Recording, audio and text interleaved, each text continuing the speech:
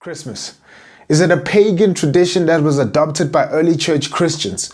Or is it just the end of the year winter European festival that has nothing to do with the end of the year sunny summer Africa? Or is there more to it? My name is Black Newborn and this is the Gospel Coalition Africa.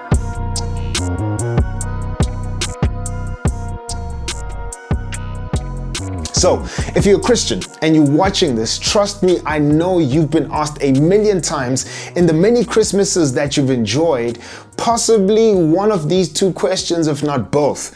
One, why are you celebrating Christmas if its origins is steeped in pagan traditions that were adopted by the early church Christians?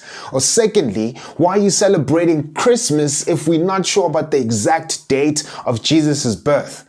Now, in those two questions, there are two true statements and one false statement. And here's what they are. The true statements.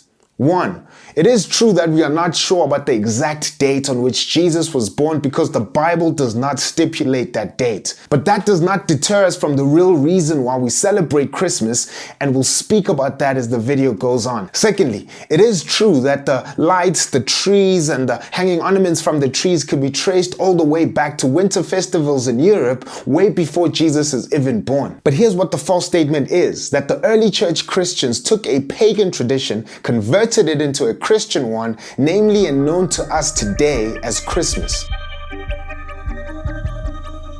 Then how do we end up with the 25th of December as the day that Christians celebrate the birth of Jesus, known today to us and the world over as Christmas? So any writing about a pagan festival or tradition that was either converted or adopted into Christianity only come in the 12th century. So the question to ask is, what were Christians doing for 12 centuries before that? Well, we can take this all the way back to the 4th century when the church officially made the 25th of December the day that we're going to remember and celebrate the birth of Jesus. In fact, listen to what the Biblical Archaeology Society says. We don't have evidence of Christians adopting pagan festivals in the 3rd century, at which point dates for Christmas were established. Thus, it seems unlikely that the date was simply selected to correspond with pagan solar festivals. So if by the 3rd century the date for Christmas was already established, how did the early church determine this? Well, most scholars agree on this one theory. In fact, listen to what St. Augustine says, who is one of our African early church fathers. For Jesus is believed to have been conceived on the 25th of March, upon which day he also suffered. But he was born, according to tradition, upon the 25th of December. So what Augustine is saying is that the early church Christians used the date of the Annunciation Festival, which is the 25th of March, believed to be the date that the angel announced to Mary that she will be with child. And from there, they calculated 9 months later, which happens to fall on the 25th of December. And so they believed that would have been the date that Jesus was born. So as early as the 1st century, Christians marked the 25th of December as the day to remember the birth of Jesus. So, how does the Christian Christmas get itself entangled with North European and Roman midwinter festivals? So let's start in North Europe. It is believed that in that part of the world, people celebrated the festival of light and birth long before Jesus was even born. It happened in the middle of their winter, as the worst part of winter was behind them, and they were looking forward to the long days of light and the hope of new birth. If we think of Scandinavia, the Norse people had a festival called Yule. In the middle of winter, the fathers and sons would go out, get an evergreen, put it indoors as a reminder to celebrate life in the middle of the dead winter.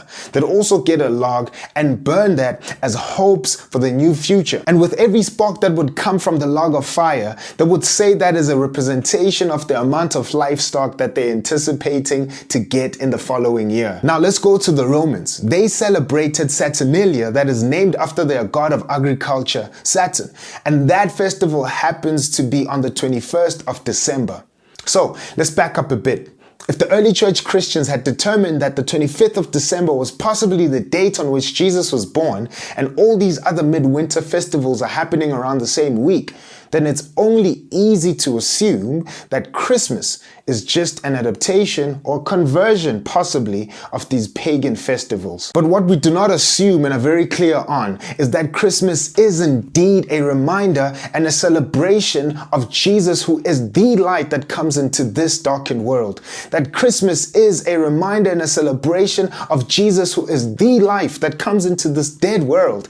That Christmas is indeed a reminder and a celebration of Jesus, who is the hope of this hopeless world.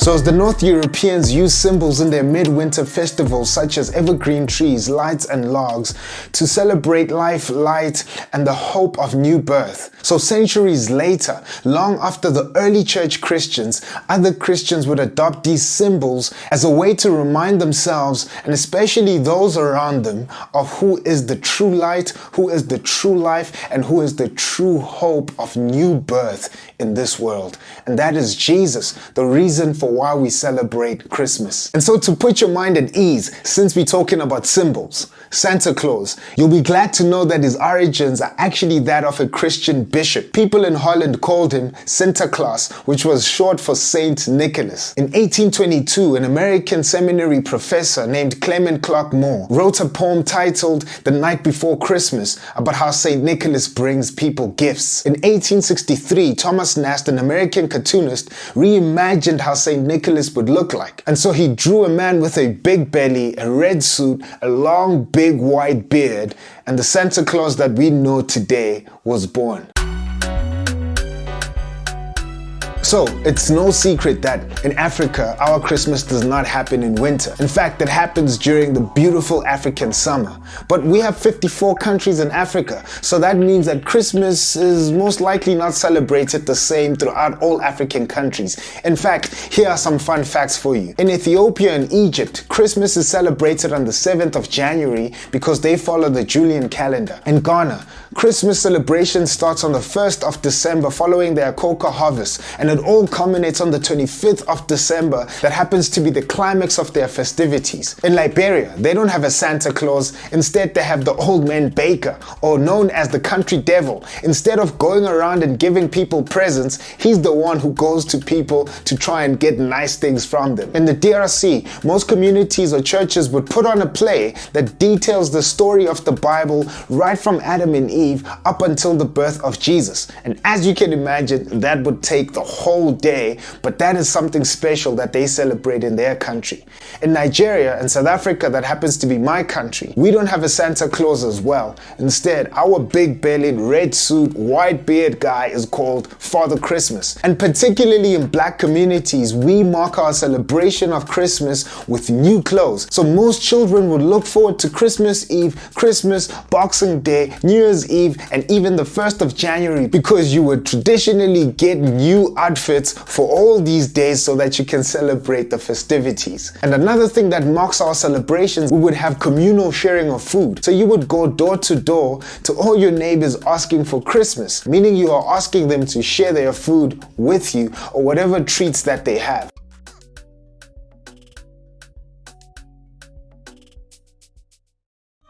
So, how do we practically keep the reason for Christmas the main thing? Because for most of us, Christmas means we are going back home, we are spending time with our extended family, we are going back home to see our old friends. That could mean a number of things. The obvious one is that you can fall back into your old patterns. You're a Christian, you believe in Jesus, you've come to live in this new life that He's called you into, but you're going back to an old environment that reminds you of your old patterns, and so it's easy for you to fall back into your old ways. And secondly, which I have personally felt myself, the tension of wanting to keep the reason for Christmas the main thing in all that you do during Christmas, but at the same time dealing with your non-Christian family.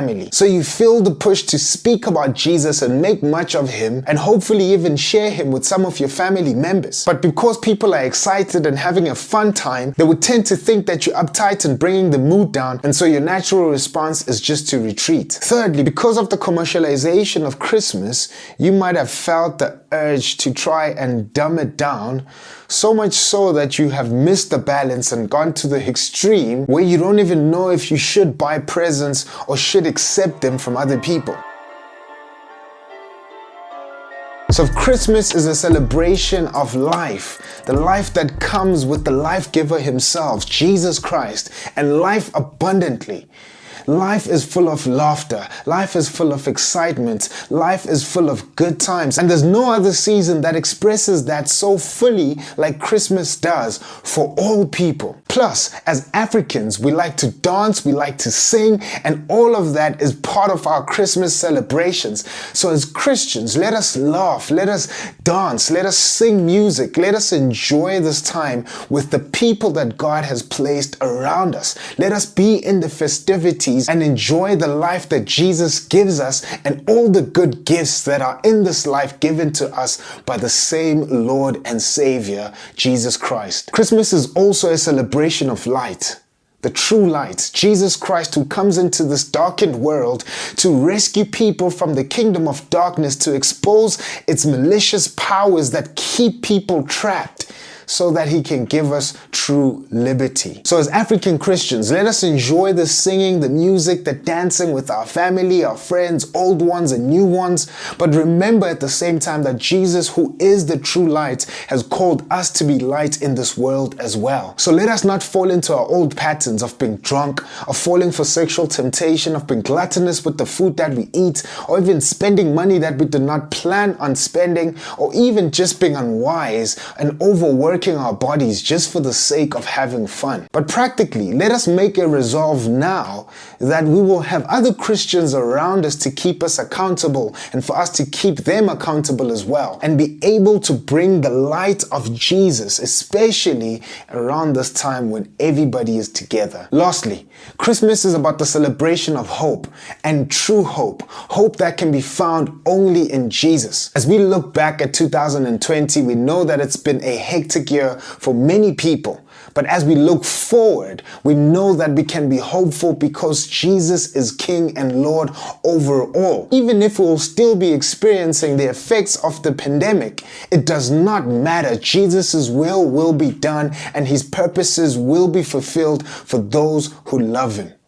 So look to him, the true hope of this world, the true light of this world, and the true life of this world. As we celebrate the truth that he was born, he lived, he died, he rose, and he ascended into heaven, and one day he will come back again to take us, those who trust and believe in him, so that we may be with him for all eternity, with no pain, with no sorrow, with no suffering. If you think what you're enjoying during Christmas, the time with your family, the food you're enjoying, the time to just relax is amazing, when Jesus comes back to take us to be with him for all eternity, that will be multiplied countless times, and we will enjoy that because we are with him for all eternity. So with that said, have a blessed Christmas and a happy new year, and remember, the reason for the season is Jesus and Jesus alone.